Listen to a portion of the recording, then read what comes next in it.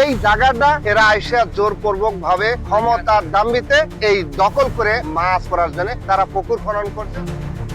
রাজশাহীর দুর্গাপুর উপজেলার উজাল খলসি গ্রামের পূর্ব বিলে আবারও শুরু হয়েছে অবৈধ পুকুর খনন। এতে বাধা দিতে গিয়ে চরম ক্ষোভে ফেটে পড়েছেন প্রান্তিক কৃষকরা। জোর জব্বর করে ধরেন পুকুরটা কাটিছে, সেনকে রাইতে এসে কাটিছে। আমারে পুকুরের দরকার নাই, আমরা ক্ষেত ফসল করে আমরা খাইতে চাই। অভিযোগ জানিয়েও প্রশাসনিক সহযোগিতা না পাওয়ায় শেষ পর্যন্ত একটি এক্সকাভেটর আগুন দেওয়ার ঘটনা ঘটেছে।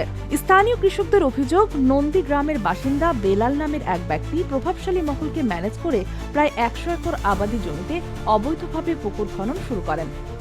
অনেক জমির মালিক জানতেনই না তাদের জমিতে পুকুর হচ্ছে। বাধা দিলে অস্ত্র দেখিয়ে ভয় ভীতি ও হুমকি দেওয়া হয় বলেও অভিযোগ উঠেছে। জোরপূর্বক এই জমিগুলো খনন করা হয়েছে বা জমির মালিককে তো বলা হয় নাই, এবং জোর করে কিছু ক্যাডার বাহিনী ধার করে নিয়ে এসে এলাকার গরিব দুঃখী মানুষকে ভয়ভীতি দেখিয়ে এইরকম ভাবে জিম্মি করে এই জমিগুলো দখল করে তারা পুকুর খনন করছে।